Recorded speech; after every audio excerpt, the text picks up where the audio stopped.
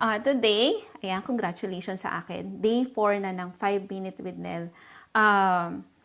Yung topic natin this afternoon, nakikita mo naman dyan sa caption. So, naisip ko, wag ko na lang banggitin yung buong pangalan kasi hindi ako nagpaalam na sabihin ko yung pangalan nila. Ayan. So, galing to sa comment sa YouTube video ko.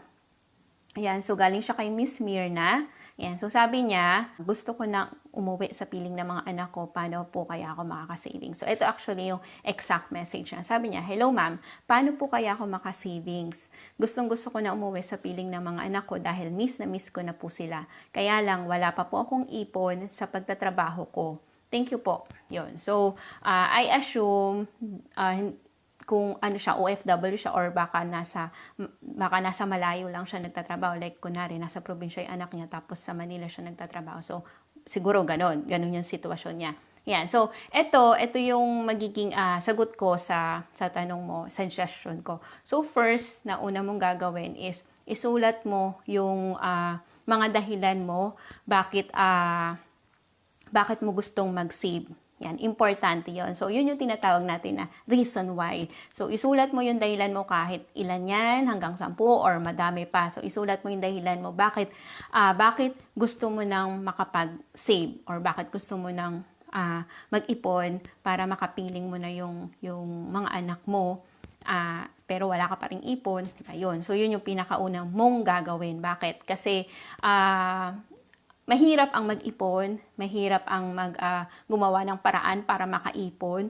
So, kapag meron kang meron kang matinding why kung bakit mo yun gagawin, so, mas magiging motivated ka, mas magiging tuloy-tuloy mo na gagawin yung pag-iipon. Okay? So, yun yung first step na una mong gagawin.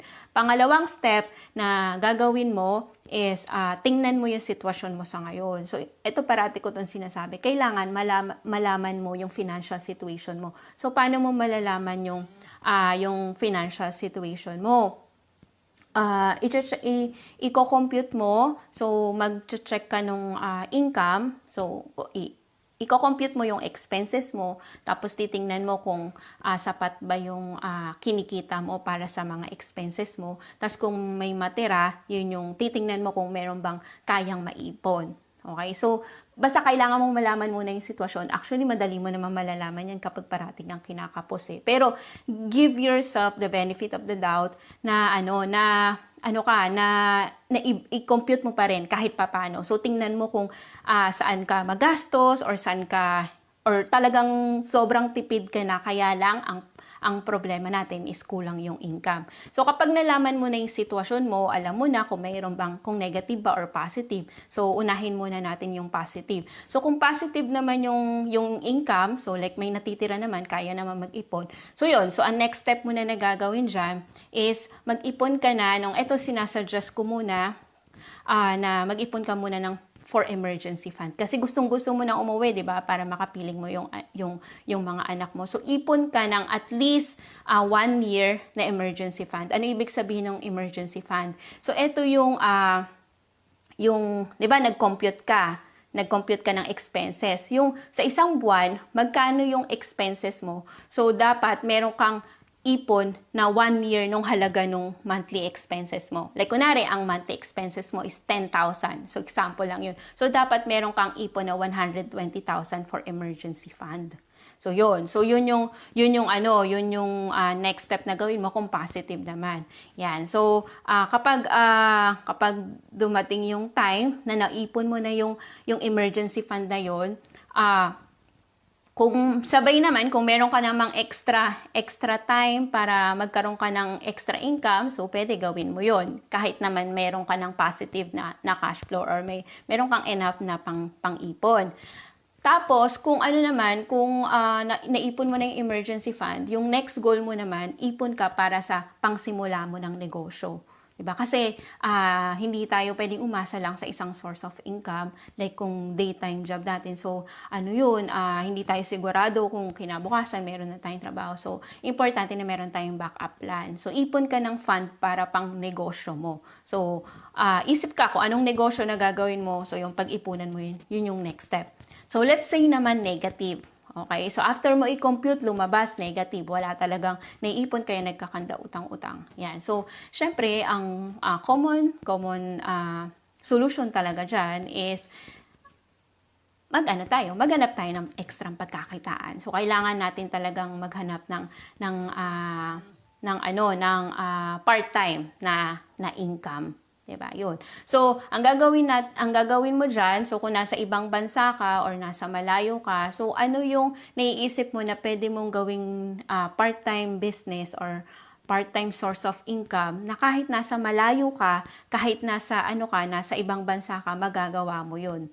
So, kapag nagkaroon ka na ng extra income, so yun na ang next na gagawin mo, yun, may pang-ipon ka na pang emergency fund. So, yung emergency fund, ipunin mo yung 1 year na emergency fund.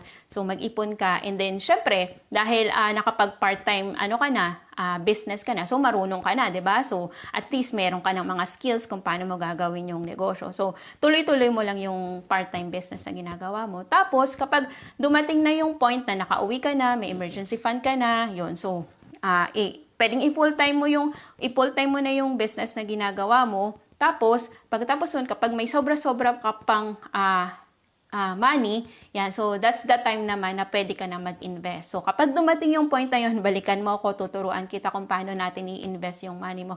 Kasi, importante yung financial check-up. Yung tinitingnan kung ano yung goal mo, para saan yan, tapos ilang taon mo siya iipunin. So, medyo mahaba-haba ng usapan yan. So, yun muna for now. Sana nasagot ko yung question mo. So, kung ikaw din, katulad niya, na OFW na matagal na nagtatrabaho pero hindi pa nakakaipon, and then gustong-gusto mo nang umuwi para makasama mo yung mga anak mo, sundin mo yung mga sinabi ko. So, kapag dumating yung time naman na parang ang hirap naman, wala akong alam sa negosyo, wala akong alam sa business, wala akong alam sa kung ano mang maisip mo na business, balikan mo yung dahilan mo, balikan mo yung reason, yung sinabi ko, yung first step, kung bakit kailangan mong gawin yung magkaroon ng part-time business para makaipon ka. Yun. So, yun yung pinaka-importanting use nung reason why. Yan. So, sana nakatulong tong live ko ngayon sa'yo. And kung meron kayong question pala, so pwede kayong mag-comment sa baba.